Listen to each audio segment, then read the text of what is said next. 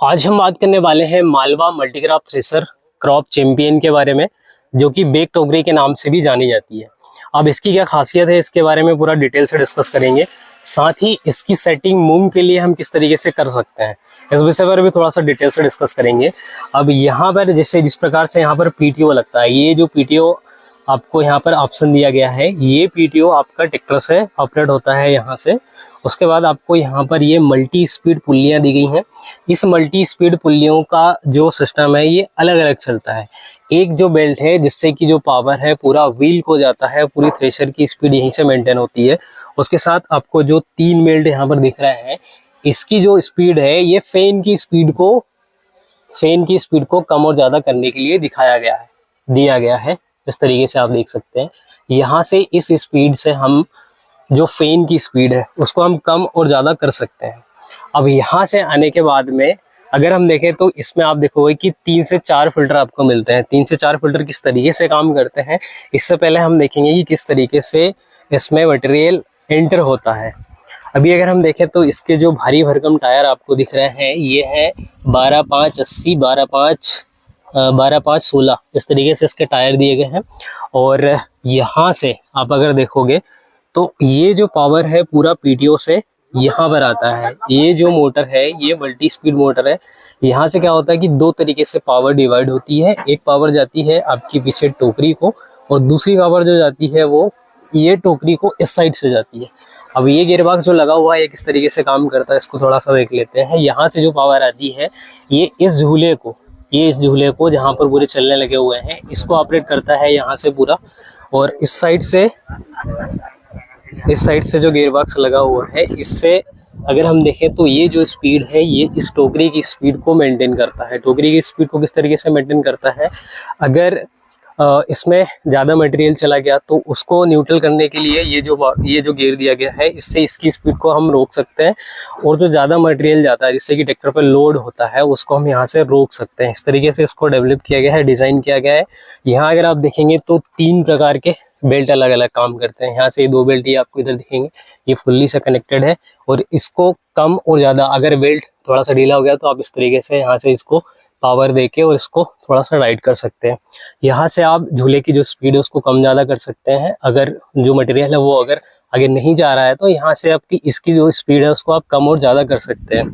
उसके साथ अगर हम देखें तो यहाँ पर खड़े होने के लिए एक स्पेशल सेट दिया गया है। उसके साथ ये जो सॉफ्ट दी गई है, इस सॉफ्ट से जो झूले में मटेरियल रहता है इसको आगे चलाने के लिए ये अलग अलग तरीके से 7 सॉफ्ट दी गई हैं, जो कि इस मटेरियल को थोड़ा सा आगे पहुंचाता है। इसी के साथ में यहाँ से ये जो बोल्ट दिख रहे हैं, इन बोल्ट को हम ओपन करने के बाद इसके जो चलने का सेट है उसको हम चेंज कर सकते हैं। एक नट यहाँ से आपको ओपन करना पड़ेगा, उसके बाद यहाँ से इसको ये खुलेगा और खुलने के बाद आप ये जो चल रहे हैं इनको हम चेंज कर सकते हैं। इस तरीके की सुविधा इस मल्टीक्रॉप थ्रेशर में दी गई है। उसके साथ अब ये जो सिस्टम है किस तरीके से काम करता है थोड़ा सा हम ऊपर चल के देखेंगे। यहाँ से हम अगर किसी भी अनाज की धार रखना है या फिर उसको जो कचरा है उसको अगर हमें अलग करना है तो यहाँ से हम इसको फैन के जैसे भी यूज़ कर सकते हैं। इस तरीके से ये जो 4 बोल्ट आपको दिख रहे हैं, जैसे 1 2 3 4, ये जो 4 बोल्ट दिए गए हुए ये अलग अलग सेपरेशन में यहाँ पर आप देखोगे कि दो भागों में यहाँ पर डिवाइड किया गया है जाली को। एक भाग ये रहता है, इस जाली को हम ऊपर और नीचे कर सकते हैं, इसको यहाँ से खोल भी सकते हैं। उसके साथ इस जाली को भी हम ऊपर नीचे कर सकते हैं, यहाँ से खोल सकते हैं। इस तरीके से यहाँ की सुविधा दी गई है। अब यहाँ से टोकरी से मटेरियल यहाँ आता है। उसके बाद ये जो ब्रीडर है, इनकी सेटिंग हमें किस तरीके से करना है। ब्रीडर को अगर देख के चलें तो एक ऑलरेडी हमारे चैनल पर बहुत स्पेशल एक वीडियो बना हुआ है जिसमें कि हमने ब्रीडर के बारे में आपको पूरा डिटेल से बताया है कि किस तरीके से हमें ब्रीडर की सेटिंग करना चाहिए। ब्रीडर की अगर स्पेशल सेटिंग के बारे में बात करें तो ये जो ब्रीडर है उसका आपको थोड़ा सा बढ़ा के लेना है, फिर उसके बाद एक ब्रीडर छोटा करना है, फिर बढ़ाना है, फिर छोटा करना है। उसके बाद फिर ये जो ब्रीडर है इसको आपको थोड़ा सा बड़ा कर लेना है, इसको छोटा करके लेना है। ये जो आप ब्रीडर देख रहे हैं इनको जिगजैग में लेना है। इस तरीके से एक ब्रीडर ये है, उसके बाद फिर एक ब्रीडर ये बड़ा आएगा, उसके बाद फिर एक ब्रीडर ये आएगा। इस तरीके से एक राउंड बनना चाहिए ताकि जो मटेरियल आपका इस साइड से जो फसल आ रही है ये पूरे राउंड शेप में पूरा इस तरीके से बाहर हो सके। उसके साथ अगर हम बात करें तलवार के बारे में तो देखिए हर एक फसल में अलग अलग तरीके की तलवारें लगती हैं। अगर आप मूंग की फसल निकाल रहे हैं, सूखी फसलें निकाल रहे हैं तो उसके लिए आप लगभग 3 तलवारें लगा सकते हैं। गीली फसल अगर निकाल रहे हैं आप तो उसके लिए आप लगभग 4 तलवारें लगा सकते हैं। जैसे फर्स्ट की आपने तलवार लगा दी, सेकंड लगा दी, उसके बाद फिर एक छोड़ के फिर आप ये चौथी तलवार लगा देंगे, फिर एक छोड़ के फिर अगली तलवार लगा देंगे। इससे क्या होगा कि जो भी गीला मटेरियल आपका है इसमें ये बड़ी स्पीड से आपके ड्रम से बाहर होगा और इसका बेनिफिट ये रहेगा कि आपके ट्रैक्टर पर किसी भी तरह का कोई भी लोड नहीं पड़ेगा। इस तरीके से हम सेटिंग कर सकते हैं। और ये जो ब्लेड है, आप अगर किसी भी तरीके का कोई भी अनाज निकाल रहे हैं तो कोशिश करें कि ये ब्लेड निकाल दें। अगर आप कोई दूसरी फसल निकाल रहे हैं जिसमें कि ब्लेड की जरूरत लग रही है तो आप इसको लगा सकते हैं। वैसे इन ब्लेडों की कोई ज़्यादा विशेष जरूरत रहती नहीं है।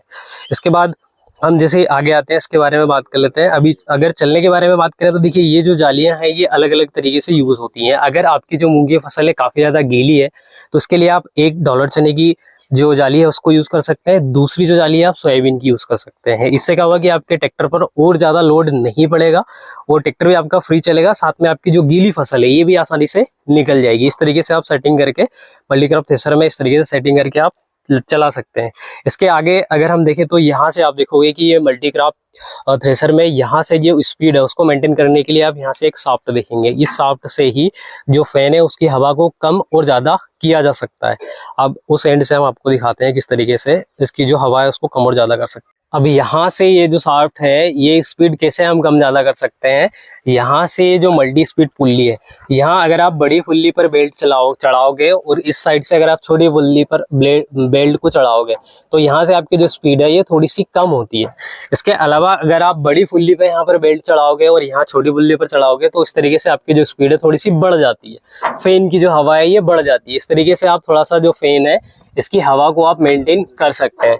अब हवा जो है वो यहाँ पर जैसे ही आपका मटेरियल आता है तो जो गीला मटेरियल है वो यहाँ से पूरा आउट हो जाता है। उसके बाद जो भूसा है वो यहाँ आता है और यहाँ से जो फैन है ये पूरा भूसा उठाकर ये जो पहला फैन है ये पूरे भूसे को बाहर करता है। उसके बाद फिर जो बचा हुआ भूसा होता है वो यहाँ पर आता है।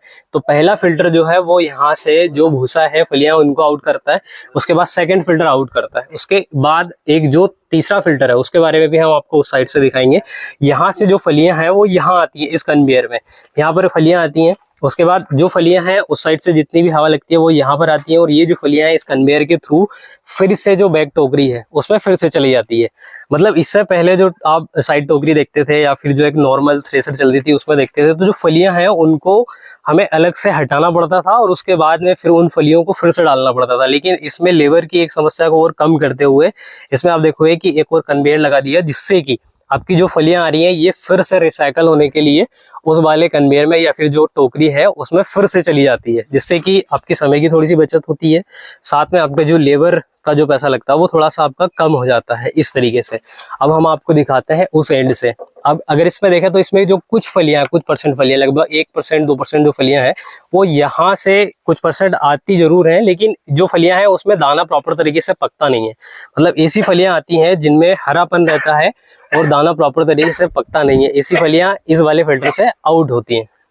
जो फिल्टर की हवा है उसको हम यहाँ से इस गेयर से कम और ज़्यादा कर सकते हैं। अगर हम इस फिल्टर को थोड़ा सा ऊपर करेंगे तो जो हवा है ये थोड़ी सी ज़्यादा हो जाएगी और यहाँ से जो कचरा है ये ऑटोमेटिक यहाँ से उड़ जाएगा। अगर हम इसको थोड़ा सा नीचे करेंगे तो जो हवा है थोड़ी सी लो हो जाएगी। इस फिल्टर का भी सेम इसी कंडीशन में है। इसके बाद एक ये फिल्टर है, यहाँ पर हवा आती है और इस फिल्टर से जो हवा है इस तरीके से उस साइड पास होती है और उसमें जो फलियां हैं वो पूरी आउट हो जाती है। यहाँ से आपका जो प्रॉपर क्लीन मटेरियल है वो इस कन्वेयर में आता है। उसके बाद इस एलिवेटर से आप डायरेक्ट जो ट्रॉली है उसमें भी आप इस तरीके से जो अनाज है आपका स्टोर कर सकते हैं, या फिर अगर आपको ट्रॉली में इस तरीके से जो अनाज है उसको स्टोर नहीं करना है तो आप यहाँ पर इस तरीके से बोरी को यहाँ पर लगाने के बाद में आपकी जो फसल है उसको इकट्ठा कर सकते हैं। तो इस तरीके से मल्टीक्रॉप थ्रेसर को डेवलप किया गया है। और इस थ्रेसर में आपको अगर कोई कमियां लग रही हैं तो उसके बारे में आप कमेंट बॉक्स में कमेंट करके बता सकते हैं, ताकि जो कंपनी है उसमें थोड़ा सा ज़्यादा से ज़्यादा सुधार करके इसे और ज़्यादा बेहतर बना सके।